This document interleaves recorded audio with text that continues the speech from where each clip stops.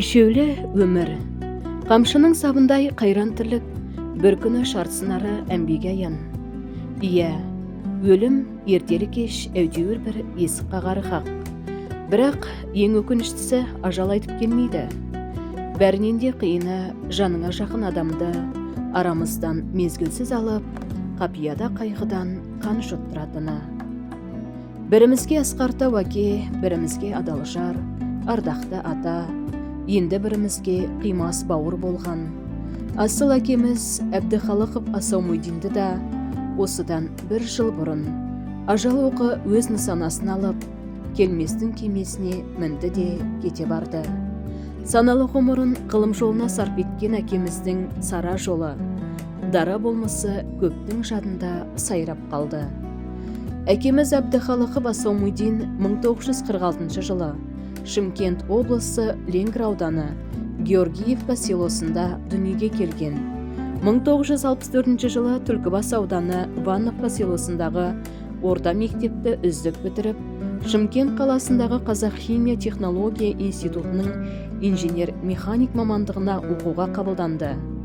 Оқу орнын бітірген соң Түлкібас консерві зауытына орналасып, білікті маман боп адал қызмет атқарды. Сол зауытта 4-5 адам қолмен әрең атқаратын жұмысты жеңілдететін құрылғы ойлап тауып, оны іске қосып алғашқы патентін алды. 1971 жылы Вановкадағы гидромелиоративтік техникумда оқытушы, аға оқытушы қызметтерін абыроймен атқарып, сонымен қатар өзінің өнертапқыш жұмыстарымен де қоса айналысып жүрді. Ғылымның сырына терең үңіліп, көпті өзінің ізденімпаздығымен, тың идеяларымен таң қалдырып, бойындағы ерекше қабілетімен даралана білді. Отбасының тұңғышы әкеміз өзінен кейін ерген 4 қыз 2 ұл бауырларына да қамқор болды. Өз шаңырағының да арқа сүйер тірегі, қорғаны еді. Өмірлік қосағы Орынтай қызы Гүлжаханмен 1974 жылы отау құрып, берекелі жанұяда 2 қыз, 1 ұл тәрбиелеп өсірді. Перзенттеріне тәлімді тәрбие беріп, әкелік қамқорлық танытты. Бар ізгі қасиетті бойларына сіңірді. Олардан үбірлі-шүбірлі немере сүйді.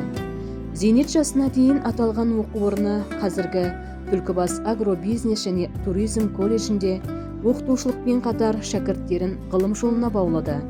Көптеген жарыстарға қатыстырып, алғыс хаттар мен марапаттар иеленді.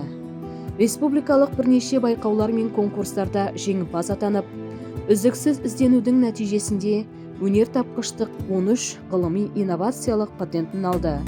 Осындай ерекше еңбектерінің арқасында түрлі қалаларды аралап, ірі байқауларда топ жарды. Соның бірі 2012 жылы Астана қаласында өткен инновациялық бизнес жоспарлар республикалық конкурсында көптеген өнертапқыштар арасынан іріктеліп финалист атанды. Диплом мен қомақты қаржылай сыйлыққа ие болды. Ия, бар ғұмырын тек ғылым мен білімге арнаған әкеміз еліне, халқына пайдалы қызмет етіп, артында өшпес мұра, қайталанбас із қалдырды. Кейінгі ұрпақ оның жасаған әрбір ісінен, өнегелі өмірінен үлгі алар анық. Біз де сіздің нұр шашқан бейнеңізді әрдайым есте сақтаймыз. Жатқан жеріңіз жайлы, топырағыңыз торқа, жаныңыз пейіштің төрінде шалқысын, жан әке. Сағындық әке, сағынбау сізді мүмкін бе?